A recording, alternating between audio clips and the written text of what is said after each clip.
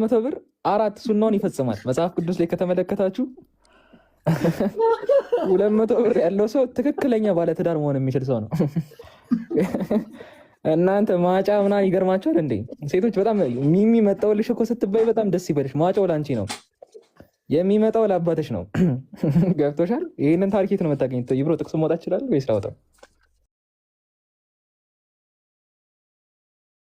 ሰላም እንዴት ናችሁ? እግዚአብሔር ይመስገን። ለሙስሊም ሴቶችማ 50 ብር ይበዛባቸዋል። እፊን ዱቄት በቂያቸው ነው። ሊያውም 3 ቀን ተደስተ ካልጣመችክ ትተዋታለ። ሳሂህ ሙስሊም 1405 ዲ ጃብር እብን አብደላ እንደዘገበው ጊዜያዊ ጋብቻ እፊን ቴምር ወይም እፊን ዱቄት በመስጠት በነብዩ የህይወት ዘመንና በአቡበከር ዘመን እንፈጽም ነበር ይላል። ከዛ በኋላ መቶ ዑመር ቢከለክልም ግን በመሐመድ ዘመን አንድ እፊን ዱቄት እየሰጡ ሴቶችን ለኮንትራት ለጊዜያዊ ግንኙነት ይወስዷቸው ነበር። እንግዲህ ይሄንንም ደግሞ ሙሐመድ ፈቅዷል ማለት ነው። እንዲሁ ሳሂህ ሙስሊም 1406 ኤ ሳብር እንደተረካው ያላ መልእክተኛ ጊዜያዊ ጋብቻን ሲፈቅዱ እኔና ጓደኛዬ ወተን ሄደን ይላል። ከዛም አንዲት ወጣት አገኘን። ከዛ ራሳችንን አሳልፈን ለጊዜያዊ ጋብቻ አቀረብንላት ይላል። ምን ያህል ዋጋ ትከፍሉኛላችሁ ብላ ስትላቸው እንግዲህ እሱና ጓደኛው ካባይን ይላል። ከዛ ያቺ ሴት የጓደኛውን ካባ ትመርጥና ለ3 ቀን ከዛ ጋር እሽኮለሌ ትላለች ማለት ነው። በኋላ ሙሐመድ ቢከለክልም ግን መጀመሪያ ላይ ፈቅዷል። ይሄን የፈቀደው ማን ነው? ሙሐመድ ነው። ለ3 ቀን ተጋቡ፣ 3 ቀን ተደሰቱ፣ ሴቶችን ለ3 ቀን ተጫወቱባቸው እያለ ማለት ነው።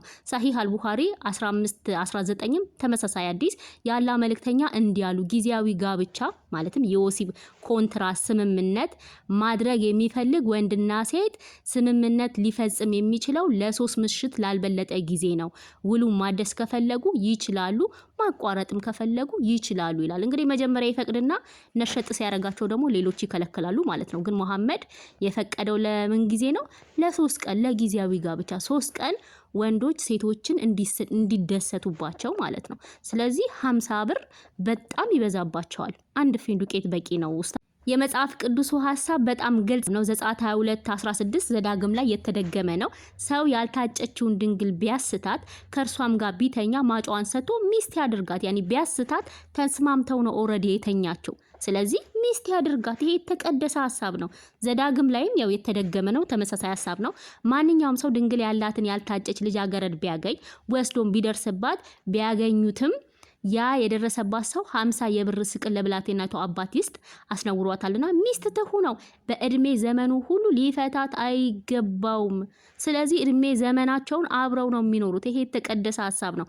50 የብር ስቅል ደግሞ በጣም ብዙ ነው። እንኳን ይቅርና በሙሴ ዘመን በዳዊት ዘመን እንኳን በጣም ብዙ ነው 50 የብር ስቅል። ሁለተኛ ሳሙኤል 24:24 ዳዊትም አውድማውንና በሬዎቹን በ50 ስቅል ብር ገዛ ይላል። ስለዚህ 50 የብር ስቅል በጣም ብዙ ነው። እናም ደግሞ ኦሬዲ ተስማምተው ነው የተኙት። እቺ ሴት ያልታጨች ልጃገረድ ናት። ምንም ችግር የለውም። ያኒ የ3 ቀን ጋብቻ አይደለም፣ በዱቄት አይደለም። 50 የብር ስቅል እጅግ በጣም ብዙ ነው። እናንተ ግን ያው ርካሽ ስለሆናችሁ ለሴቶች የሰጣችሁት ዋጋ 50 ብር ነው። ለሙስሊሞች ደግሞ የሚገባቸው ነው።